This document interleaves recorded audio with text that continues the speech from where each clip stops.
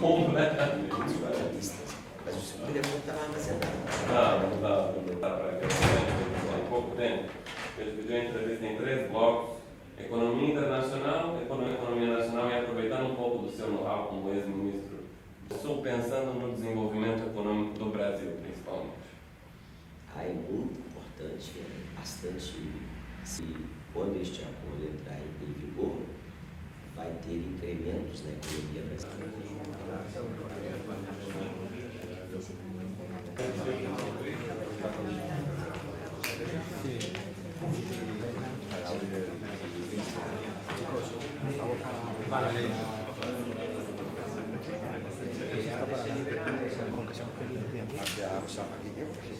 Para que llegue. Sí, que favorezca la sala un poco.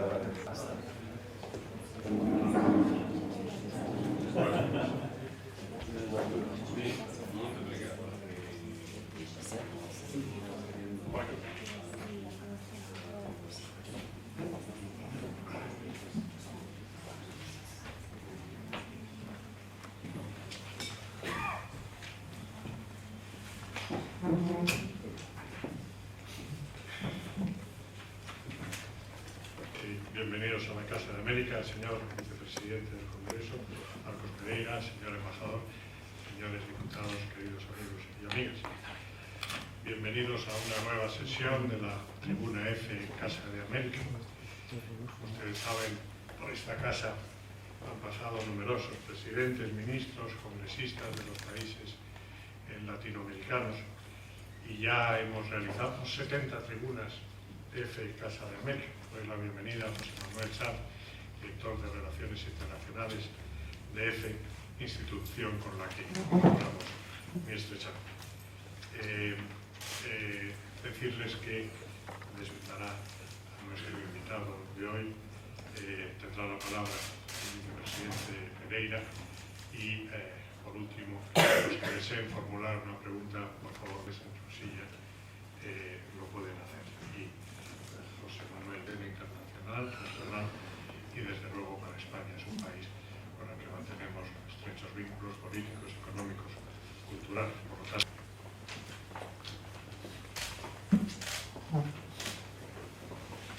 Buenos días a todos. Querido embajador Antonio Pérez Hernández Torra, señor José Manuel Sanz, senhores deputados Gilberto Abramo e Silvio Costa Filho, demais membros da delegação brasileira, senhor Vanderlei Tavares, embaixadores, membros do corpo diplomático, senhoras e senhores. Tenho hoje o mais grande honor de introduzir-os ao vice-presidente da Câmara de Deputados de Brasil, o deputado Marcos Pereira. O deputado Marcos Pereira é um dos políticos mais prestigiosos e reconhecidos por todos os pares como um profissional sério, competente e muito atento à realidade política e econômica do Brasil. Marcos Pereira é conhecido no Congresso brasileiro como el equilibrista, por sua notória capacidade de fazer puentes entre partidos de distintas siglas e ideologias, de falar com todos, de privilegiar o diálogo político e a democracia. Marcos Pereira é o presidente nacional de seu partido, Republicanos, desde o ano 2011. Se trata de dos partidos mais importantes hoje em dia em Brasil, que reúne 32 diputados, um senador, además de muitos diputados de assembleias estaduais e alcaldes de cidades importantes como Rio de Janeiro. Antes de ser vice-presidente da Câmara de Deputados, Marcos Pereira ha sido ministro de Indústria, Comércio Exterior e Serviços durante o governo Michel Temer, del 2016 hasta el 2018.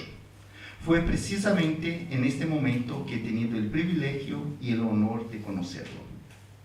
Marcos Pereira ha ejercido con maestría sus atribuciones al frente del ministerio, por lo que ha desarrollado un profundo conocimiento de la economía brasileña, especialmente del sector productivo, sus desafíos y oportunidades en mercados exteriores.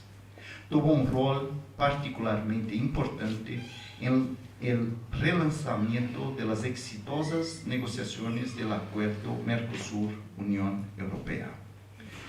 Por su experiencia, Marcos Pereira está ciertamente al tanto de las medidas que se hacen necesarias para dinamizar aún más la economía de Brasil, crear renta y empleos para la población brasileña. El diputado Marcos Pereira es formado en Derecho, con posgrado en Derecho y Proceso Penal, y fue profesor de Derecho Penal entre los años 2010 y 2012. Así que antes de ingresar en la carrera política, Marcos Pereira ha tenido actuación muy destacada en su oficina de abogados en São Paulo. Ha integrado la Comisión Especial de Derecho Empresarial del Consejo Federal de la Orden de Abogados de Brasil y es miembro fundador de la Comunidad de Juristas de Lengua Portuguesa. Marcos Pereira también tiene larga experiencia como vicepresidente de la red de Record de televisión, una de las más grandes cadenas de comunicación del país. Como prueba de su gran versatilidad profesional, Marcos Pereira también es autor de artículos y libros, como por ejemplo El uso de la información como noticia del crimen ambiental. En los días corrientes, en la vicepresidencia de la Cámara de Diputados, Marcos Pereira ha sido de fundamental importancia para que se pudiese avanzar importantes reformas estructurales promocionadas tras la llegada al poder del presidente Bolsonaro, principalmente en el campo de la seguridad social. Esa fue la primera de una serie de reformas a que se dedican hoy el gobierno y el Parlamento de Brasil, como por ejemplo la reforma tributaria y administrativa, y todas fundamentales para una economía moderna y competitiva en el escenario mundial. El vicepresidente es, además de todo eso, un amigo de España. Ha decidido poner en la agenda del Congreso brasileño para 2020, en coordinación con el Grupo Parlamentario de Amistad Brasil-España, la celebración de una sesión solemne en honor a los 150.000 inmigrantes españoles y sus descendientes que viven hoy en Brasil. El vicepresidente Marcos Pereira, por su sentido de Estado, su amor a patria y sus amplios conocimientos adquiridos a lo largo de exitosa carrera como político, empresario y abogado, tiene todas las credenciales necesarias para promocionar esta ambiciosa agenda que seguramente aportará muchos beneficios para la economía y la sociedad brasileñas. Muchas gracias y los dejo ahora con el vicepresidente de la Cámara de los Diputados, diputado Marcos Pereira.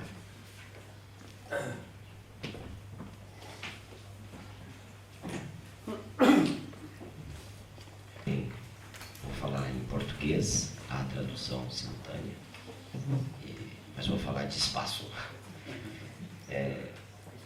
Muito bom dia a todos. Eu quero cumprimentar o embaixador Antônio Pérez Hernandes Turra e agradecer pela oportunidade de estar aqui nesta manhã. Aliás, segunda vez que venho à Casa de Espanha.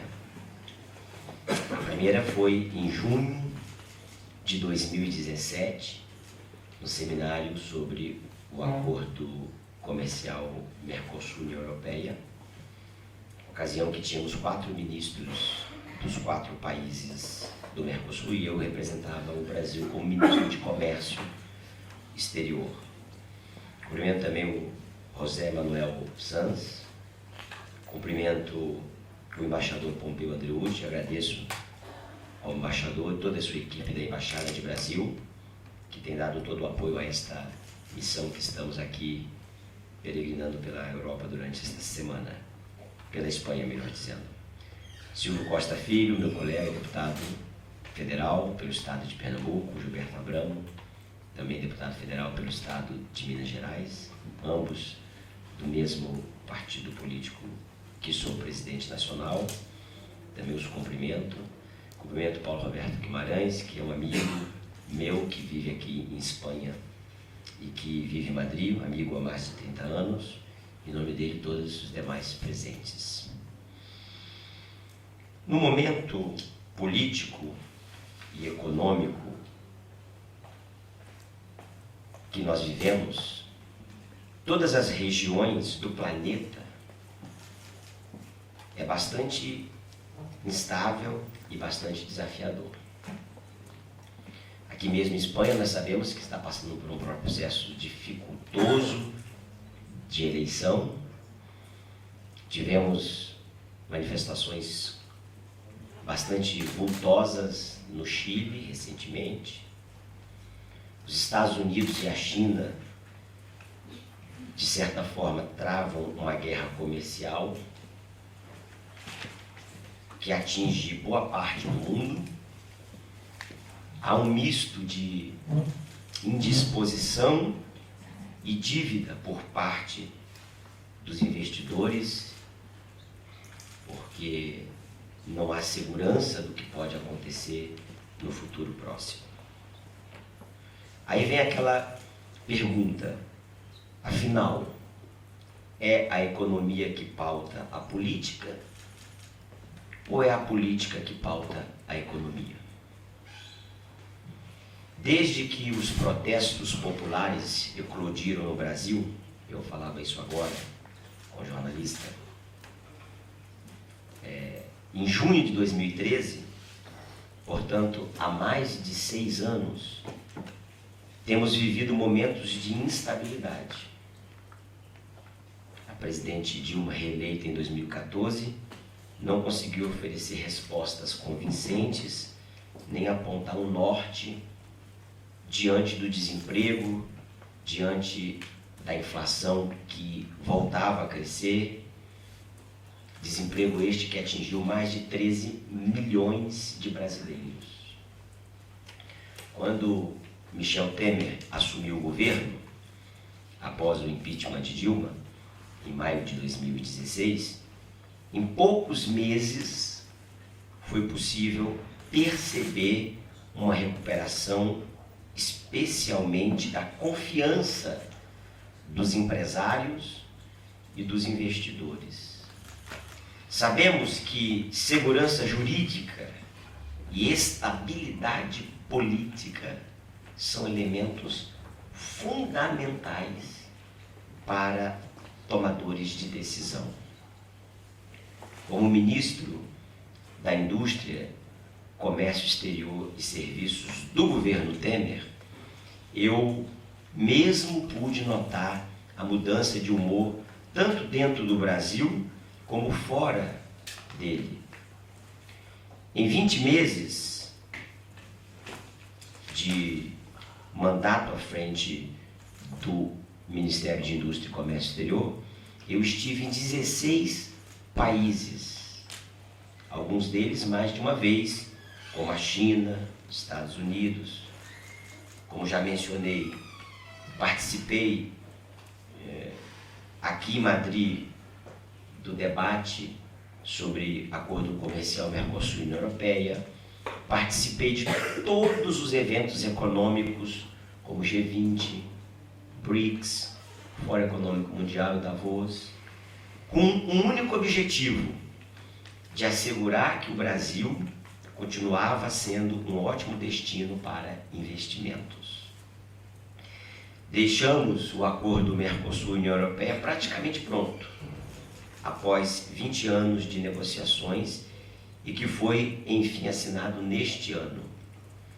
Eu participei de um grande evento aqui mesmo em Madrid, como disse, o embaixador Pompeu mencionou que fui o primeiro agente do governo brasileiro a retomar as negociações, os diálogos com a União Europeia, numa reunião com Cecília Malmström em Xangai, às margens do G20, ainda em julho de 2016. E nós sabemos que esse acordo tem grande relevância para ambas as economias, de ambos os blocos, da União Europeia como do Mercosul. No Brasil, nós conseguimos avançar em reformas importantes. Falo ainda da época do governo do presidente Michel Temer. Nós aprovamos a limitação dos gastos públicos, a flexibilização trabalhista, que reduziu consideravelmente os números de processos trabalhistas, e Só não foi possível realizar a reforma da Previdência naquela ocasião porque Michel Temer foi covardemente atacado por quem deveria zelar pela justiça e pelas boas práticas do país. Em 2018, enfrentamos um processo eleitoral atípico. As forças políticas tradicionais sucumbiram diante do capitão do exército reformado, que conseguiu vencer a disputa com a força da mobilização da internet e um discurso muito duro contra partidos e contra políticos. Embora ele mesmo tenha sido deputado 28 anos, vereador por outros 2 anos, portanto mandatário eleito há 30 anos. O presidente Jair Bolsonaro rejeitou montar uma coalizão com partidos e não conseguiu formar uma base mínima do Congresso Nacional. Ainda assim, a Câmara dos Deputados, como também o Senado, assumiram a sua responsabilidade e elaboraram uma agenda econômica legislativa em diálogo constante com o ministro de Economia, Paulo Guedes, que resultou na aprovação, na semana passada, do nosso novo sistema previdenciário. Essa reforma previdenciária vai trazer uma economia nos cofres públicos de mais de 250 bilhões de euros em 10 anos. Avançamos também em outras pautas, como a reforma tributária que estamos discutindo, e queremos desburocratizar tudo aquilo que for possível, sem falar também na privatização e nas concessões que o governo brasileiro está propondo fazer. Nestes 11 meses do governo Bolsonaro, preferiu manter o seu discurso, muitas das vezes belicoso, discurso de campanha e muitas das vezes de enfrentamento com o Congresso. Não foram poucas as vezes que nós verificamos embates políticos entre o presidente da República, o presidente da Câmara, entre outros atores políticos do Brasil. Isso, obviamente, não ajuda, mas, como vice-presidente da Câmara, posso afirmar que temos cumprido nosso papel constitucional. De fato, embaixador Pompeu, deputado Silvio, Vossa Excelência, que é o autor dessa frase em várias ocasiões no Brasil, tenho sido sim um equilibrista no diálogo entre as diversas matizes políticas do nosso país. É óbvio que o desdobramento político no Brasil se somam à desaceleração da economia mundial, que inclui a queda da produção industrial da China, a retração do PIB da Alemanha, devido à queda das suas exportações, a possível saída do Reino Unido da União Europeia. Tudo isso mexe com as expectativas e as ansiedades de quem gera emprego, de quem produz. A nossa vizinha Argentina, o nosso principal destino das nossas exportações, sobretudo do setor automotivo, enfrenta mais uma grave crise às vésperas da eleição, que terminou no último domingo, e as perspectivas não parecem serem as melhores da retomada do crescimento daquele país. É um cenário pouco convidativo, reconheço, quando nós verificamos essas dificuldades geopolíticas. No parlamento, e aqui tenho 2 parlamentares comigo, eu quero dizer que nós mantemos a agenda de reformas. Dizia eu ontem, nas visitas que fizemos ao vice-presidente do parlamento, do Congresso de Deputados de Espanha, à diretoria de mais alto nível do Banco Santander, do Banco Bilbao Vizcaya, porque a nossa missão aqui é trazer uma mensagem de que as reformas vão avançar sim no Brasil, a tributária, a administrativa, e o Brasil será seguramente um país convidativo para investimentos. Nós vamos modernizar o nosso sistema tributário, nós vamos privatizar o que pudermos, o que puder ser privatizado. Eu dizia ontem, lá no Banco Bilbao Vizcaya, para os executivos do BBVA, que há 15 dias atrás almocei com o secretário de desestatização do Ministério da Economia e me disse ele que, excetuando Banco do Brasil, Caixa Econômica Federal e Petrobras, todas as outras empresas públicas poderão ser privatizadas. E aí temos uma oportunidade grande de investimentos com essas privatizações. O crescimento do Brasil, que antes estava previsto pelo Fundo Monetário Internacional em 2,5% em 2019, deve ficar em torno de 1%, mas já há previsões para que no próximo ano o crescimento seja na ordem de 2% do PIB. Nós estamos fazendo o nosso dever de casa. O presidente Bolsonaro venceu as eleições, apoiei a candidatura do presidente no segundo turno, mas agora é momento, e ele tem já procurado fazer isso, de dialogar, de conversar com as instituições e de voltar a crescer. E os sinais já mostram que o Brasil está voltando a crescer. O índice de desemprego tem sido reduzido, a inflação é a menor de todos os tempos, a taxa de juros é a menor da história do país, o que mostra que nós estamos no caminho certo. Recentemente, dizia eu também agora na entrevista que dei, com a troca do líder do governo no Senado Federal, o presidente mostra mais proximidade para o diálogo com a classe política. O Brasil continua e continuará sendo um excelente destino para investimentos, inclusive com parcerias público-privadas. Eu tenho um conhecimento que o ministro de Infraestrutura esteve recentemente aqui em Madrid, apresentou um pacote robusto e amplo de propostas e de possibilidades de investimentos no país.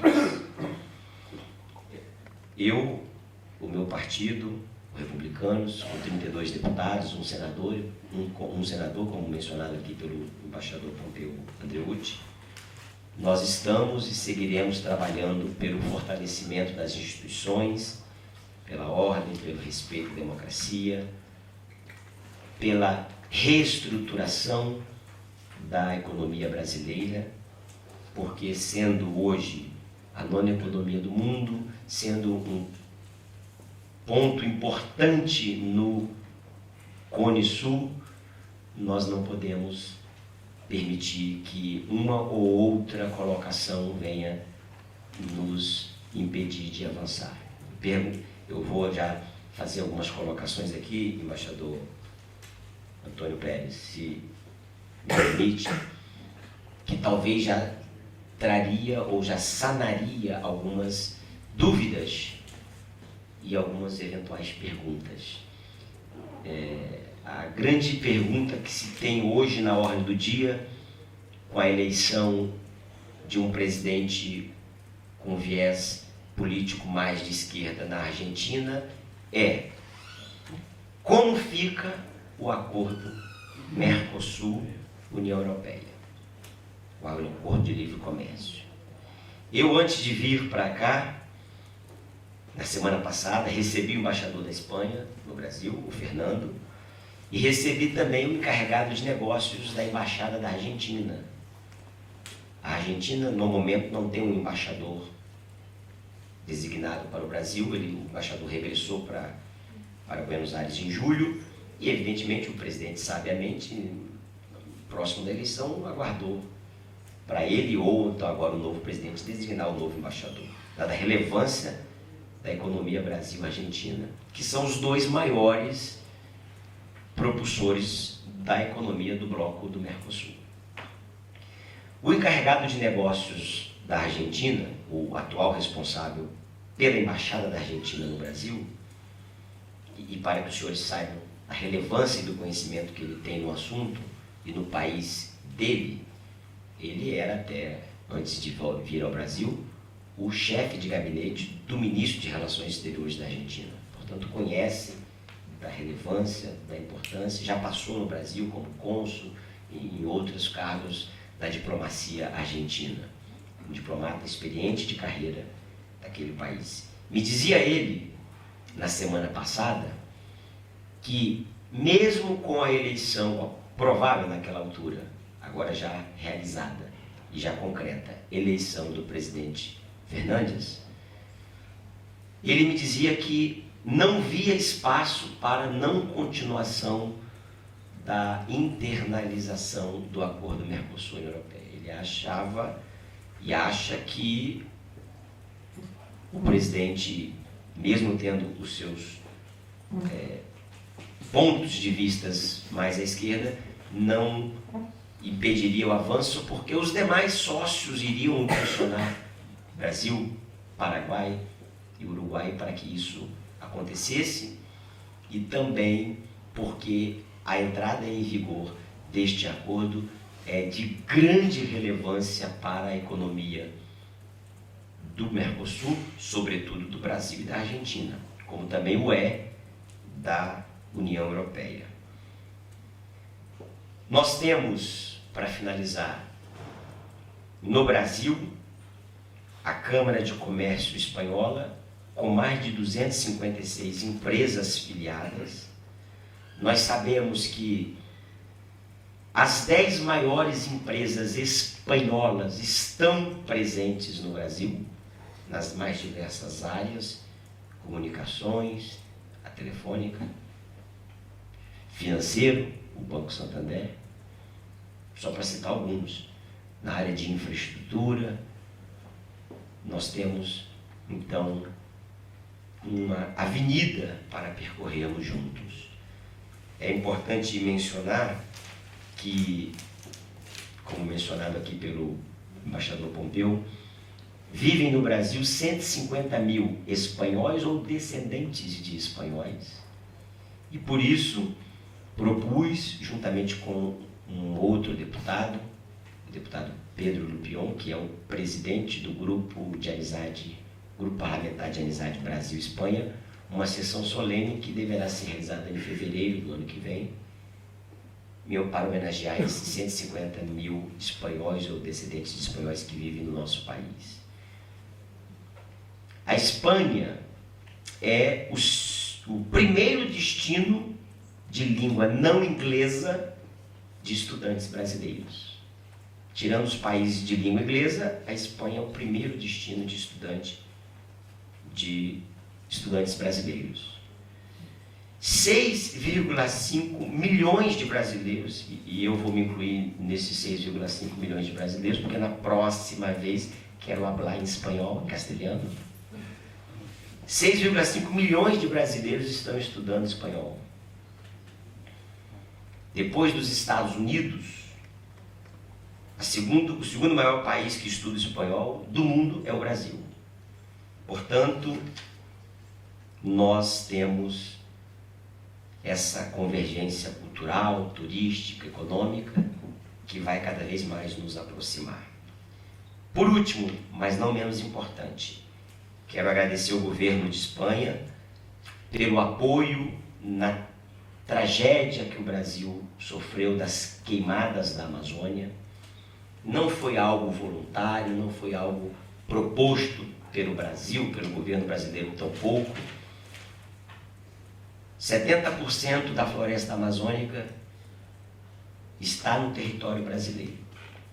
Os outros 30% são outros países. E houve queimada em outros países também. Todavia, entretanto, só o Brasil foi atacado.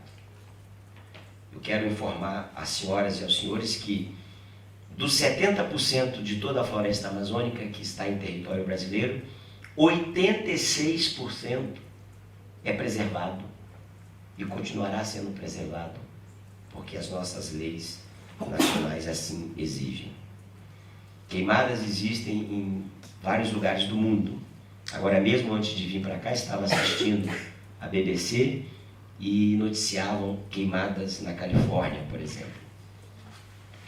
Eu quero me colocar à disposição para podermos continuar trabalhando em prol do crescimento dessa relação Brasil-Espanha. Informo às senhoras e senhores que o Brasil tem hoje o Congresso Nacional mais reformista da história da sua recente democracia. Nós vamos trabalhar pela segurança jurídica, pela previsibilidade, pela estabilidade, porque assim todos nós ganharemos. É um jogo de ganha-ganha. O Brasil ganha, a Espanha ganha, o Mercosul ganha, a União Europeia ganha. Os cidadãos ganharão. Muito obrigado.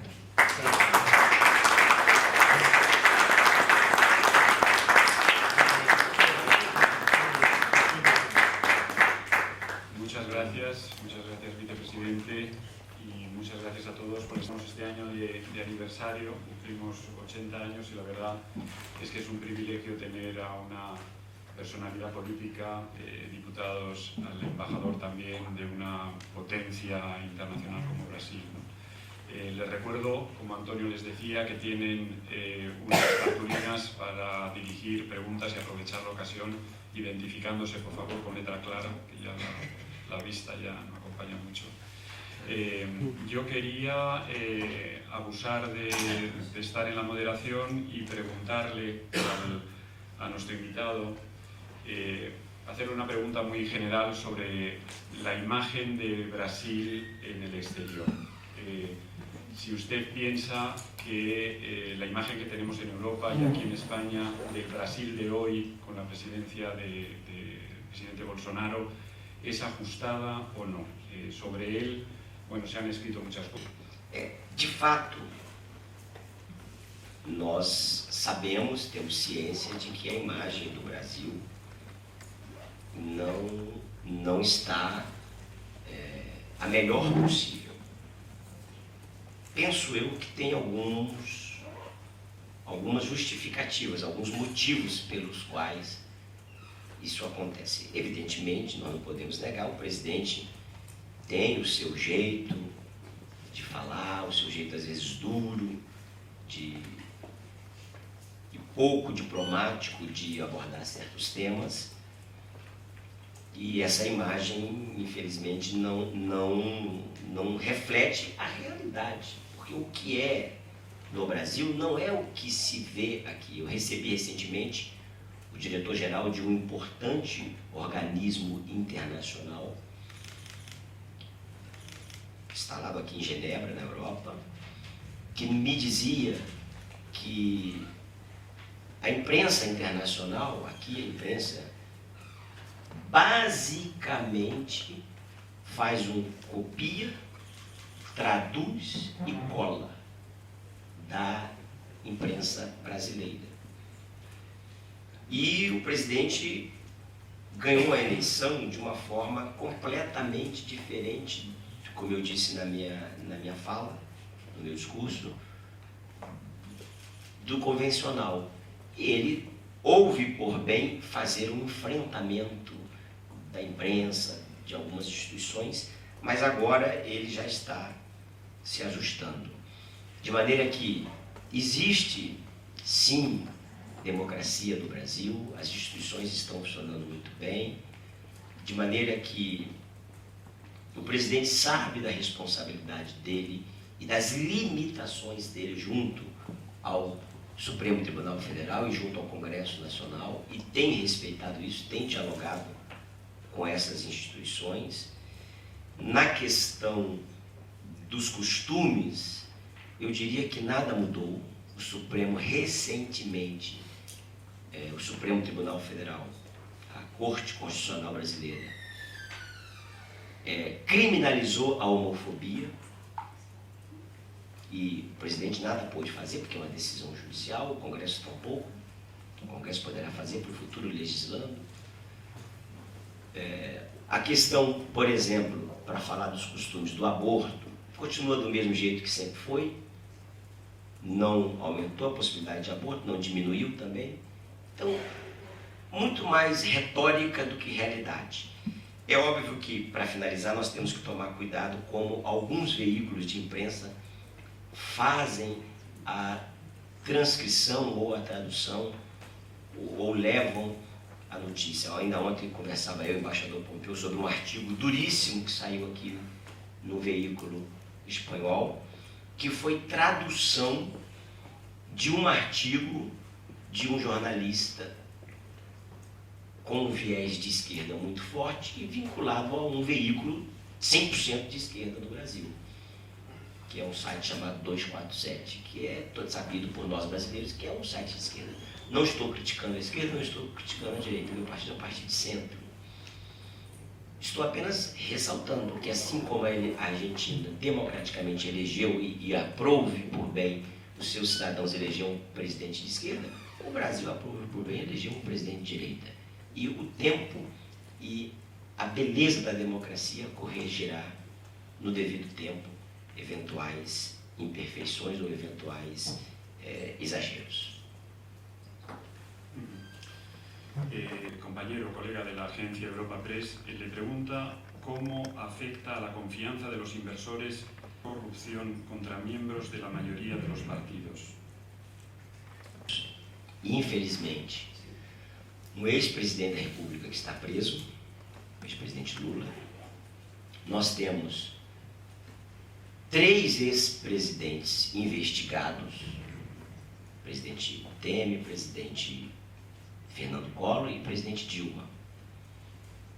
O presidente Fernando Henrique foi, mas já pela idade já conseguiu resolver os problemas dele por prescrição. Nós temos vários ex-deputados, ex-presidente da Câmara, inclusive, que está preso. Então, a corrupção está sendo devidamente tratada pela justiça brasileira. E a prova disso é essas prisões que eu acabei, ou essas investigações que eu acabei de mencionar. A corrupção não é um fenômeno exclusivo do Brasil, é um fenômeno ruim, mas mundial. É ruim para todos, é ruim para o Brasil, é ruim aqui na Espanha também tem, no Israel nós vimos agora as dificuldades que o primeiro-ministro teve, muito por conta também desse problema. É um problema que afeta a vários, para não dizer todos, mas a vários países do mundo. Cada um trata de acordo com as suas regras e com as suas instituições. Eu quero dizer que no Brasil está sendo muito bem tratado. A prova disso é os ex-presidentes investigados, ex-presidente preso, ex-deputado, ex-presidente da Câmara preso, ex-ministros presos, condenados recentemente, como houve agora, semana passada. Então, nós estamos cuidando, e com toda a transparência do mundo. O Supremo Tribunal Federal do Brasil, a Suprema Corte Brasileira, é, se não a única, uma das únicas cortes constitucionais do mundo que transmite 100% dos seus julgamentos pela televisão e pelo rádio. Lá não tem julgamentos a portas fechadas.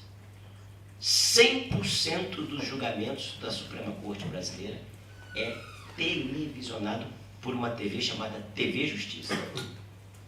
Maior transparência que isso, eu acho que pode haver igual, mas maior não. Sí, le pido una reacción a una noticia que ayer nuestra oficina, según la cual el presidente de la Corte Suprema, José Antonio Díaz Toffoli, convicción de delitos una vez juzgados en segunda instancia. Então, essa abordagem, e aí eu falo aqui como professor de direito, como advogado, não está correta. O que a Suprema Corte está debatendo hoje, e quando eu digo hoje, esses últimos dias, esses últimos meses, não é algo específico para o ex-presidente Lula.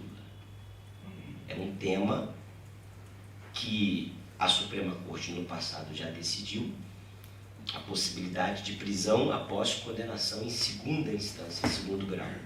E agora a mesma Corte rediscute a possibilidade de não haver. E aí eu trago para os senhores aqui, vou pedir licença para usar um pouco do meu lado de professor e explicar com a maior didática possível. A Constituição brasileira prescreve que ninguém será considerado culpado senão após o trânsito em julgado da sentença penal condenatória. E o trânsito em julgado da sentença penal condenatória, de acordo com as leis brasileiras, com a lei de introdução ao direito brasileiro, ele se dá quando não há mais possibilidade de recursos. O Supremo, por uma decisão, disse, não, pode prender já com segunda instância. Mas antes o Supremo disse também, não podia prender. Agora estão discutindo, talvez não possa prender.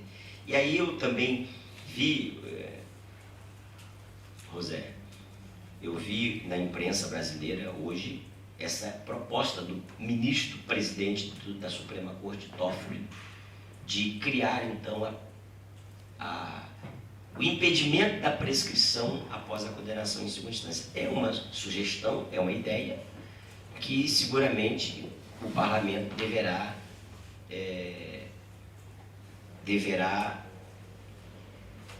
tratar, deverá votar ou não.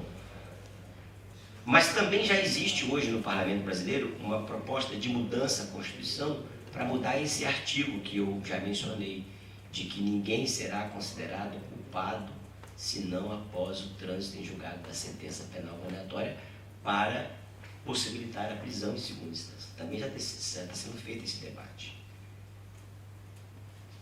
Mas eu diria que hoje, quando há uma decisão de segunda instância, ela já interrompe a prescrição. Eu não vou explicar aqui o sistema de prescrição do Brasil, que é complexo. Aliás, uma das aulas que eu mais gosto de dar é sobre prescrição penal.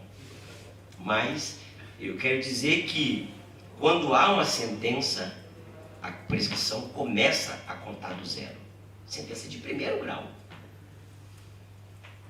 Quando há um acórdão de segundo grau, ela começa a contar do zero novamente. O que eu não li toda a matéria, mas o que me parece que o presidente Toffoli está propondo é, quando houver uma sentença de segundo grau, aí não só interromperia a prescrição, mas suspenderia em definitivo a prescrição, não poderia mais a possibilidade de prescrever.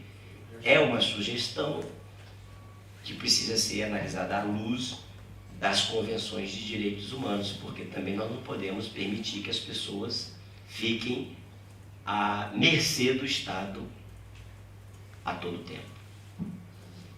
Sí, hay lógicamente varias preguntas. El Mercosur, Ximena Solar, creo leer, del Ministerio de Transportes de Argentina, que está con nosotros, dice, le preguntan luego de las elecciones que va a cambiar la relación bilateral entre ambos estados.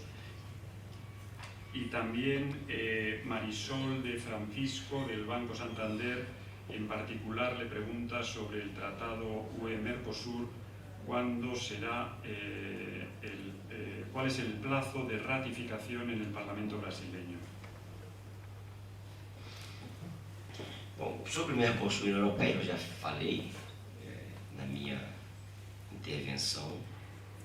Eu tenho informação do representante da Argentina no Brasil, no mais alto nível, o diplomata que responde pela embaixada, encarregado de negócios da embaixada da Argentina no Brasil, de que mesmo com a eleição do presidente Fernandes, há espaço para continuar tratando e avançando o acordo Mercosul-União Europeia, porque isso dependerá não só da Argentina, dependerá dos sócios, e os demais sócios querem e vão seguramente, Brasil, Paraguai e Uruguai, tratar do assunto com a Argentina. É preciso entender que o o acordo, a negociação do acordo ficou suspensa por muitos anos, por uma questão de que houve uma configuração política no bloco do Mercosul convergente, mas também a União Europeia não queria tratar do assunto naquela época.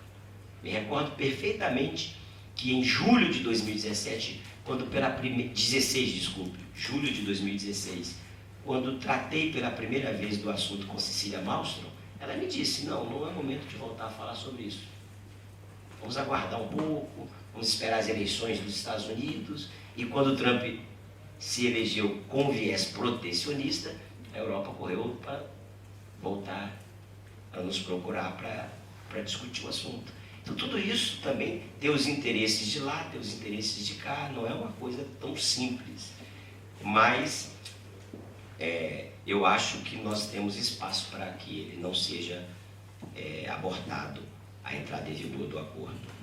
Inclusive com informação dada para mim por um alto diplomata do país vizinho da Argentina, ainda na semana passada, antes de vir para cá. Sobre o prazo para ratificar, o Congresso brasileiro não tem prazo, não tem nada, nenhuma lei, nenhum dispositivo que obriga o Congresso a, em certo prazo, em tantos dias ou em tantos meses, ratificar. Mas com o Congresso que nós temos atualmente, podem ter certeza que será rápido. Eu mesmo, como vice-presidente até 31 de janeiro de 2021, mas como deputado até 31 de janeiro de 2023, vou me empenhar para que seja aprovado, porque me empenhei para que ele fosse concluído o acordo. Muchas gracias. Otra pregunta está... Nós vemos, de fato, um importante jornal brasileiro fez uma matéria semana passada mostrando o mapa da América Latina e os países que estão hoje governados por políticos de direita, por políticos de esquerda, de centro-esquerda e de centro-direita, e aonde há manifestações e conflitos, e não são poucos. É óbvio que isso nos preocupa. O Brasil tendo, melhor dizendo, a importância que tem o país da América Latina, com a maior economia da América Latina, o mais populoso também, eu acho que poderá ser um protagonista na estabilização dessa... Não na estabilização, mas na possibilidade de diálogo, de dialogar com esses países. Nós temos diplomatas, nós temos gente de altíssimo nível no nosso corpo diplomático que tem capacidade de amenizar eventuais posições pessoais do presidente do Brasil. Eu mesmo estou disposto a estender esse diálogo. Aliás, um dos objetivos, um dos propósitos da minha vinda aqui é justamente isso, mostrar que as coisas não são como vendem ou como propagam aí pela imprensa. Lá no Brasil tem democracia, tem Congresso Nacional forte, tem Judiciário forte, não obstante uma ou outra palavra do presidente que possa colocar em dúvida. O presidente pode muito, mas não pode tudo, numa democracia forte como é o Brasil. Qualquer presidente que seja. Sí, también la necesidad de crecer para que esas reformas y el crecimiento se traduzca en bienestar social. Nos pregunta José María Plaza Escrivá por otro orden de cosas. Él es arquitecto y dice, ¿piensa también Brasil en la nueva etapa de país pragmático, con mayúsculas lo pone, dar a conocer en Europa su arte y su cultura? Nós precisamos avançar nessa questão de arte, cultura. Temos excelentes artistas, não só da música, mas das artes cênicas, da pintura. É preciso que haja um avanço sobre esta questão. Nós temos hoje novelas, minisséries, filmes que são exibidos e são propagados no mundo inteiro. Nós temos artistas brasileiros, arquitetos brasileiros, que também são festejados em vários países do mundo. penso que poderíamos fazer um pouco mais, está aquém do que deveria. Eu sou um entusiasta e um defensor do fortalecimento da cultura, da educação, porque é através da cultura e da educação que você melhora o nível intelectual das pessoas para que elas possam fazer e ter o senso crítico. O Brasil quer e precisa fazer, e eu defendo que deve fazer mais. Comparado aos níveis da Europa, nós estamos ainda muito aquém, não tenho dúvida disso. Estou sendo muito sincero. Estamos muito aquém. Mas somos um país aí de 500 e poucos anos, comparado com vocês que são milenares. Eu acho que a gente tem como avançar. O embaixador me lembra aqui que está sendo renegociado o acordo cultural Brasil-Espanha. Aliás, nós temos um acordo com a Espanha muito amplo e que está sendo renegociado para modernizar e para trazer a atualidade, já vista que é um acordo de um tempo já atrás. Yo me voy a permitir hacer una última índole un poquito más personal. En su biografía se menciona que es usted pastor de la Iglesia Evangélica. Y nuestros compañeros en Sao Paulo nos piden que le preguntemos por su explicación, cómo explica el auge, el ascenso de las iglesias pentecostales en Brasil. ¿A qué se debe? Crescimento? Sí, crecimiento.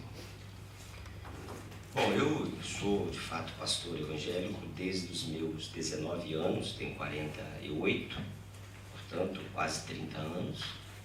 Professo a fé evangélica há 30, desde 1989.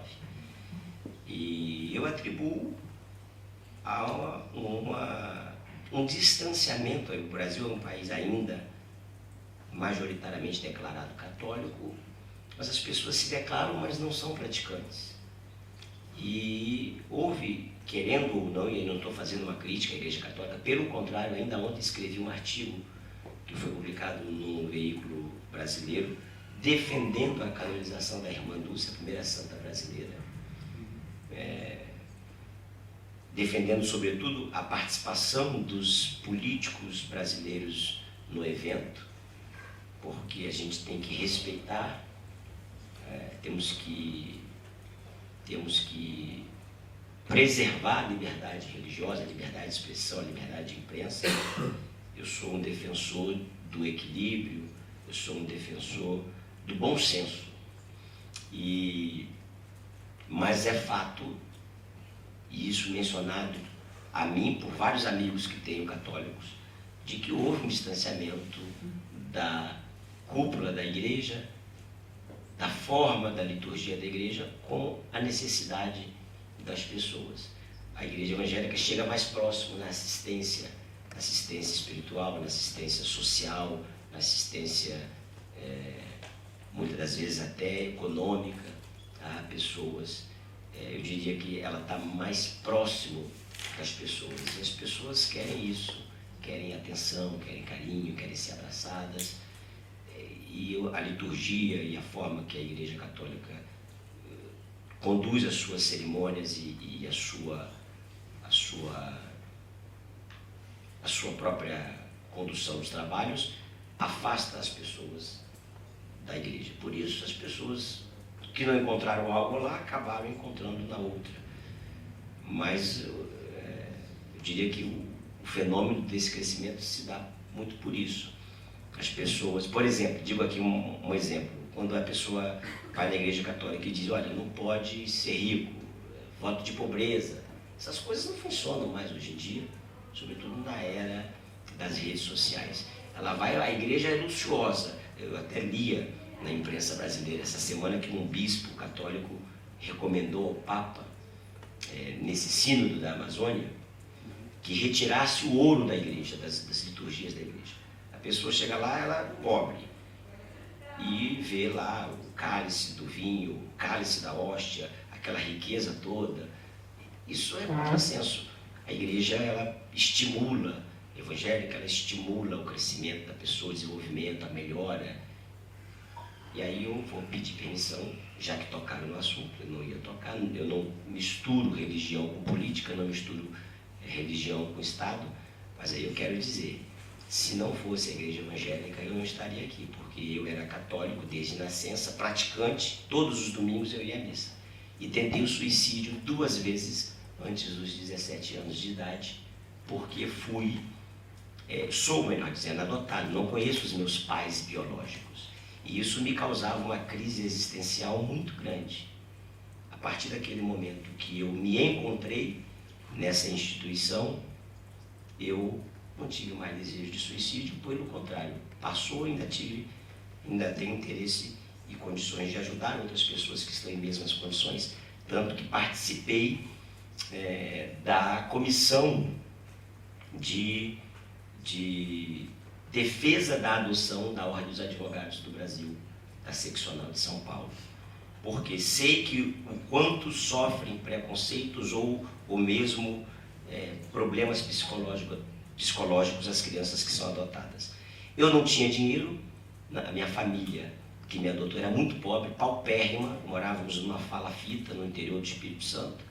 Quando o rio enchia por causa da chuva, inundava a casa e nós ficávamos desabrigados. Então eu não tinha dinheiro para encontrar um psicólogo e curar a minha crise existencial. Eu encontrei a igreja. Por isso, o crescimento das igrejas evangélicas. Muy bien, si me permite, antes de cerrar este acto, me gustaría preguntarle por las causas profundas de las turbulencias que estamos asistiendo en América Latina, Ecuador, Chile, más allá de la crisis venezolana y en Nicaragua. Se habla de la... Señor vicepresidente. Essa é a grande preocupação nossa com a forma e o time que vai se fazer o liberalismo da economia brasileira. Nós verificamos hoje que no Chile a grande revolta da população que levou aí mais de 1 milhão às ruas é justamente a desigualdade social. Eu tenho uma grande preocupação de que, ao fazermos, deputado Silva, as reformas que precisam ser feitas, não venhamos a privilegiar somente o andar de cima, os empresários, os investidores. É preciso que haja uma distribuição de renda. Como fazer, eu confesso que não tem, ninguém tem essa fórmula de como resolver isso, mas é preciso que todos os cidadãos venham também ter benefício disso. Como eu disse no encerramento da minha fala, se nós avançarmos nessas pautas econômicas, ganha, deveria pelo menos ser assim, ganha o Mercosul, ganha a Europa, ganha o Brasil, ganha a Espanha, ganha os investidores, mas deve ganhar todos os cidadãos. Então nós precisamos encontrar uma forma de fazer com que se chegue lá na ponta para minimizar essa desigualdade social, que no Brasil talvez seja muito maior do que em outros lugares.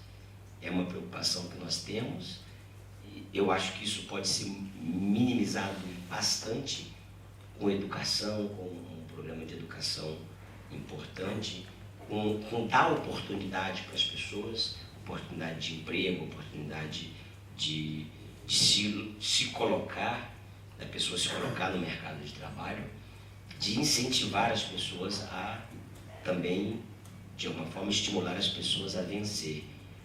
Porque é possível, mas a pessoa precisa ter oportunidade. Se ela tiver oportunidade, eu acho que ela pode ter uma vida melhor. É uma questão muito difícil, embaixador Antônio, mas que precisa ser cuidada. E lá no parlamento nós temos alguma equipe de deputados que está trabalhando para apresentar alguns projetos, não só no modelo que existe hoje no Brasil, do chamado Bolsa Família, que só dá dinheiro para a pessoa, mas não tem uma porta de saída. Nós queremos que a pessoa receba a assistência, mas que ela também encontre uma forma de não depender daquilo ad eterno. E isso está sendo debatido. Tem um grupo de deputados lá, eu participo das reuniões com eles, com o presidente da Câmara, até pela função de vice-presidente, e essa discussão está avançando e há de se propor um modelo lá no Brasil para tentar, pelo menos, minimizar essa questão. Mas é algo que realmente nos preocupa y que nós vamos tratar da melhor maneira possível. Muy bien, pues muchísimas gracias. Y de su intervención retengo dos ideas. Una, que las instituciones funcionan en el Brasil, más allá de los problemas que todos los países tenemos. Y sobre todo, la ambición de la agenda reformista, que sin duda es el. Muchas gracias por haber aceptado la invitación. Y ya sabe usted que esto es su. Muchísimas gracias a todos por